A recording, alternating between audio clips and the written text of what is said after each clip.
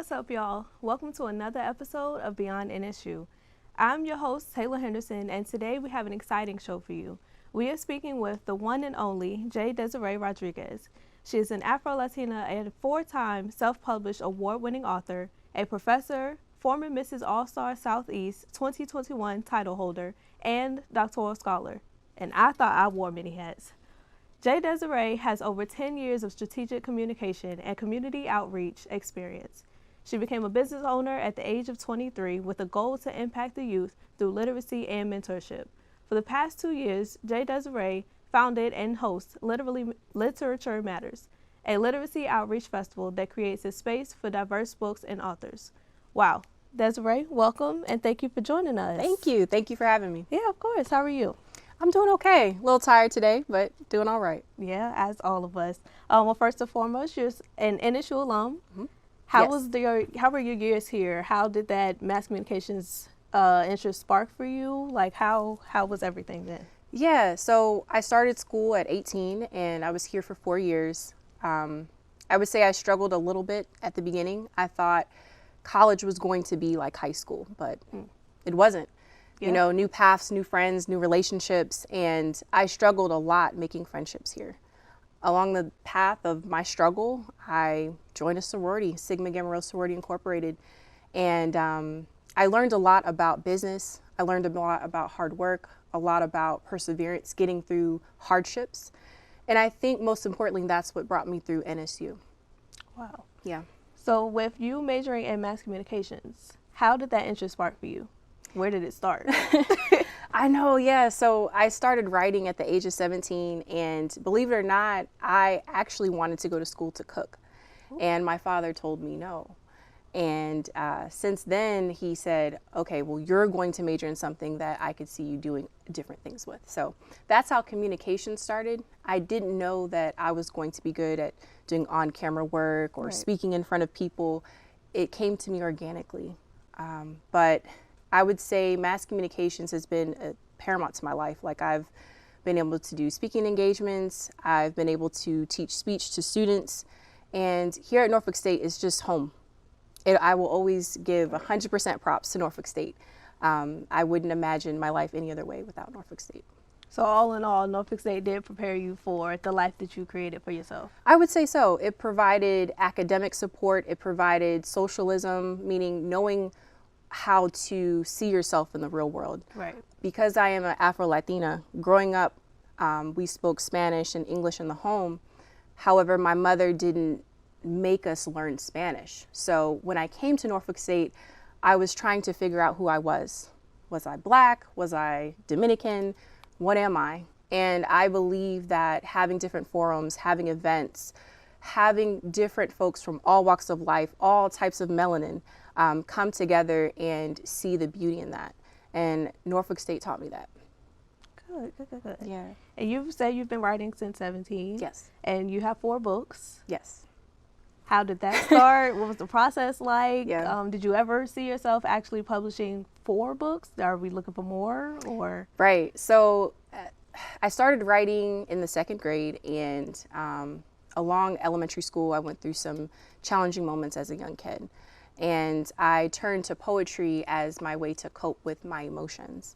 And I decided to collect all my poems at once. I had my teachers and my peers help me edit my work. And then from there, I said, you know what? I'm going to publish a book. And I don't care what anyone says. I am publishing a book before I graduated high school. So that's what I did. Thank you. I published my book. And to answer your question, no, I didn't know that I was going to produce 4 books. It came organically, and my 2nd book is called Sunshine. I'm also a mother, and I wanted a book to show women how through anything you can kind of overcome. And what I mean by that is I didn't know that I was going to become a parent at 25, 26. And for some that may seem older, but for me it was young. And it wasn't in my path, it wasn't in my path.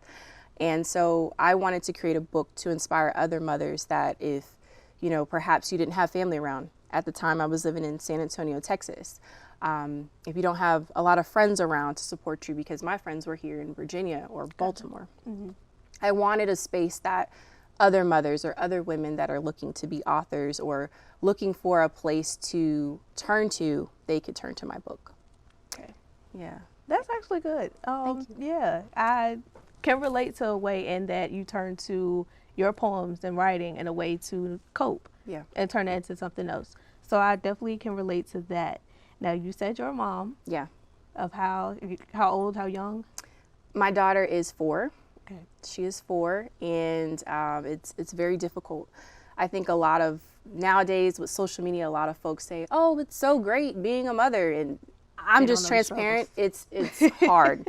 It is the most difficult task that I think God could have ever put on me. But I do believe that it's a pure love. But it's very hard. It's very hard for someone like me who's very ambitious, very headstrong, very educated. It's hard to maneuver being a mom.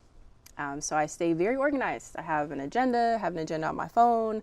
I have a dry erase board. I have a paper calendar just so I can stay organized. Yeah, it's hard. So do you feel like that life kind of prepared you for that lifestyle, or do you think you prepared yourself for, or you just kind of went with the flow to navigate that work balance and personal life balance? I believe joining my sorority, Sigma Gamma Rho, made me prepared for the next years of my life. And I say that because Gamma Nu chapter here at Norfolk State, my pro-fights were very adamant about being organized, putting out great quality work. And from there, it built work ethic that I didn't know existed in myself. And it helped me being a mom, a first-time mommy, and being organized. Like, what does that look like? Let me research it. So I always give props here, Norfolk State, Sigma Gamma Rho.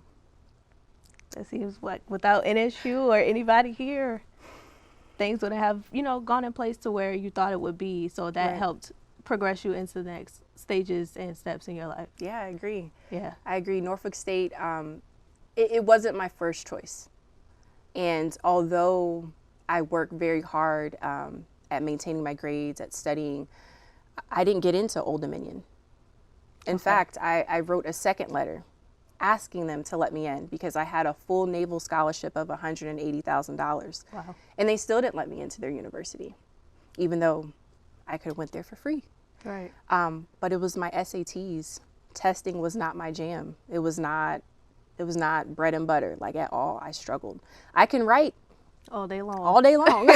When it comes to tests, it's a whole different ballgame. Yeah. And I was very distraught. I was very crushed because I thought, where am I going to go? Right. And I'll be honest, my dad pulled up Norfolk State and, oh, how about Norfolk State? And I'm like, I'm not going there. And I didn't know what Norfolk State had to offer. I didn't know that I would discover who I am as a young woman and who it would mold me to be now. Right. And I am forever blessed that I stayed because I could have transferred after the first semester. Right. Some folks do that. They use Norfolk State and then they transfer. That's a push. That's a push. But I'm not like that. I want to see things through. Right. So I'm grateful forever. So what can we look forward to? What's next for you? What's next for me? So right now I'm finishing my doctorate in strategic communication. So that's what's next.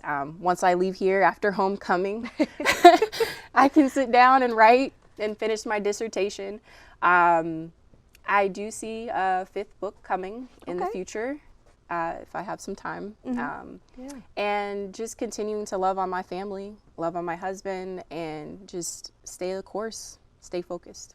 Well, we appreciate it. We're looking forward to it. We're so proud of you. Thank you. Thank you. And that's all the time that we have for today. Thank you guys for tuning in. And Desiree, thank you for joining us and hanging out with us today. Until next time, I'm your host, Taylor Henderson. And as always, behold the green and gold.